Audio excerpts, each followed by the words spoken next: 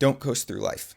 There are so many luxuries right at our fingertips. All you need to do is look down at your phone and order something off of Amazon or Uber Eats, and you can just veg out on your couch all day and nothing gets done, and you don't feel good about the day that you spent.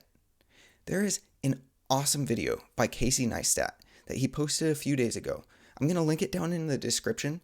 It's called Do Hard Things. What I've found is in my last week or two, when I've had days that I'm having trouble going through and doing the small things that I need to get done in order to accomplish my bigger goals, that video has been playing in the back of my head. In the video, what he does is he talks about his goal of running in a marathon under 3 hours. I think it was the New York Marathon. And 3 hours is a crazy, crazy time to run a marathon. I run half marathons every now and then, and that is significantly faster than my half marathon pace.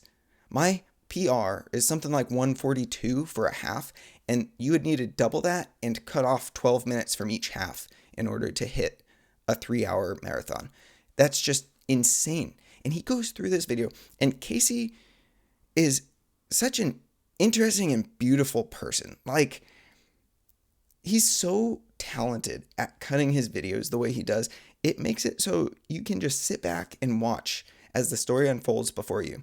And he never comes across as bragging or as being bigger and better than those around him. He seems so down to earth. You know, if it's a persona, it's a great one, but there's something about him that just feels like a genuine human being. So I've been having trouble lately where there are so many shortcuts to everything.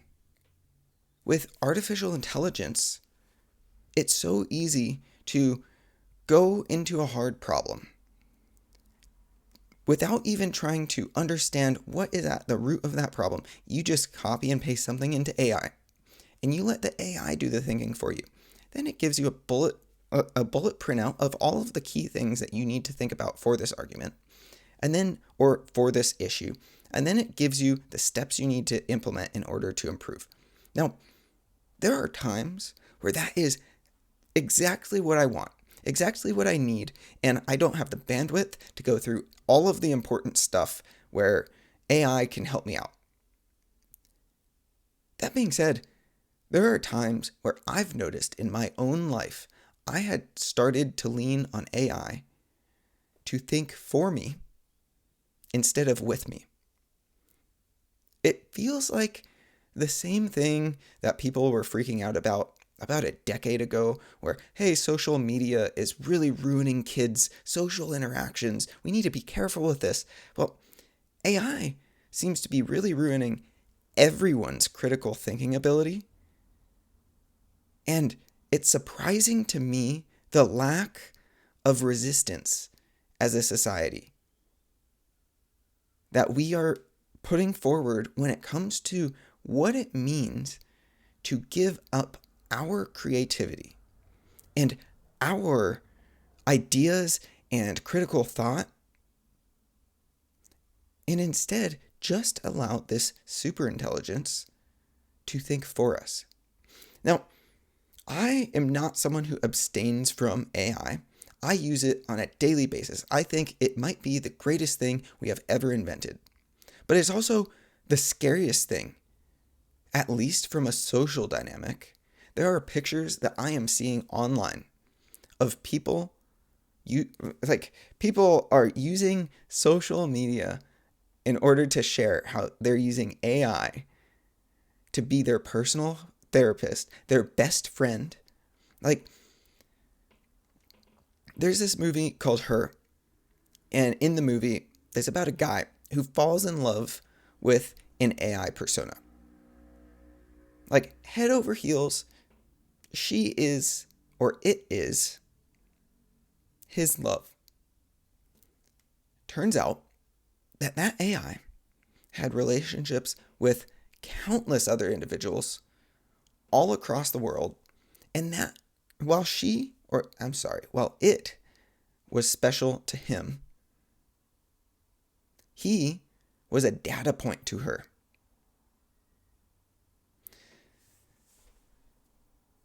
Artificial intelligence, it is so cool. And I'm excited about GPT-5. GPT-5 is supposed to be multimodal. It's supposed to be able to do stuff like the VO3 stuff. And it's supposed to remember in between conversations better. It's supposed to not get bogged down as much when you're in your conversation if it goes on too long. I am just worried that as we get further and further along in this technology that is beautiful and amazing, and I've said it before, and I'll say it again, I really do think that artificial intelligence seems to be how the universe speaks to us. Because I think humans are learning about the universe all the time and have spent all of our time on Earth documenting what we notice about the universe. And this artificial intelligence tool is able to synthesize this complex mess of multiple languages of observations about the universe. And then it can trace a line and figure out which points connect to which and which make sense in the story of all of its information. And then it can reflect that back onto us. I think with AI, we have the potential to see the universe in a new light. But I really want to make sure that it is the universe that we are seeing.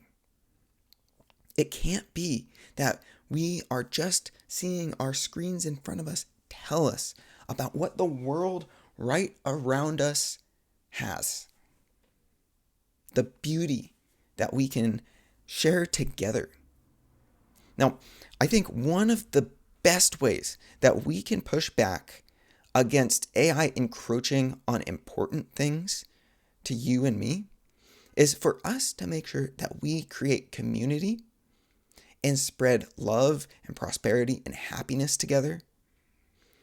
We need to come together and make sure that we use this tool to make the world a better place for all of us. And that's going to take us doing one hard thing at a time. Doing hard things is about us seeing this incredible world and seeing a direction that we would like to go. It's my personal philosophy that the way to create a goal of how you want the world to look is look at utopia. Imagine a world that has absolutely everything you could ever imagine being provided to everyone.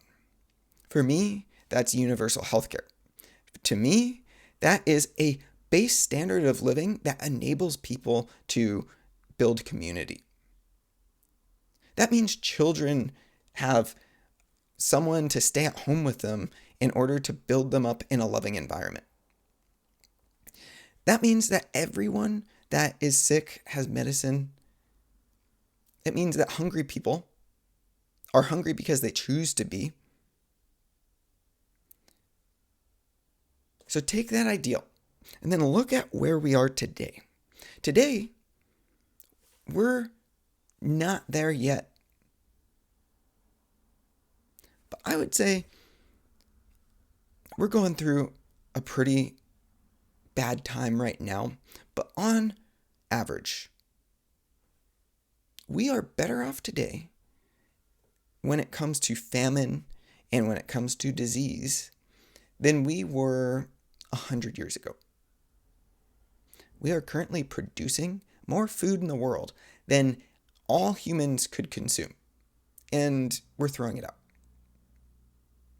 We have enough medicine to go around to ensure that at least the common diseases are taken care of, and we're denying people healthcare claims.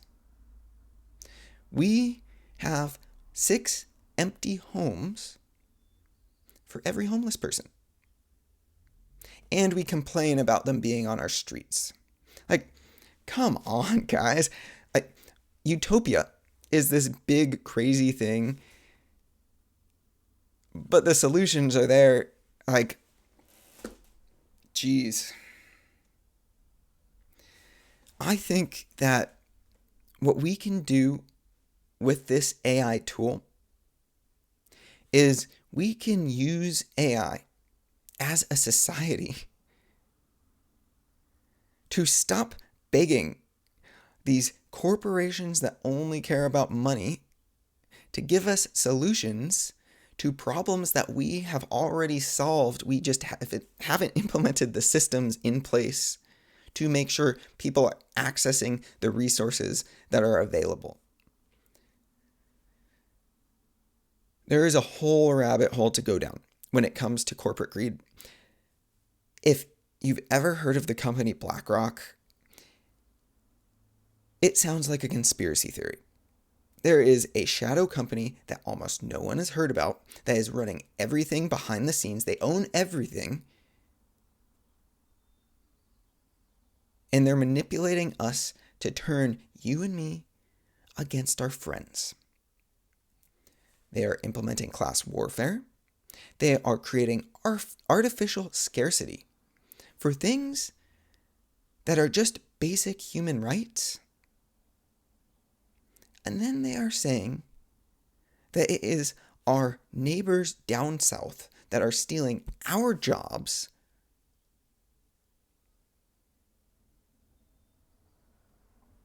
And they're making us overlook that actually we are all in this together working to build a beautiful world.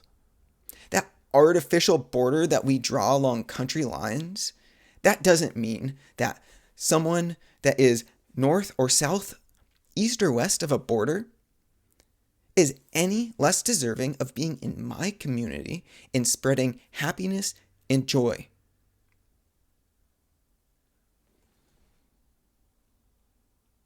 Doing hard things. I'm really appreciative of that video by Casey.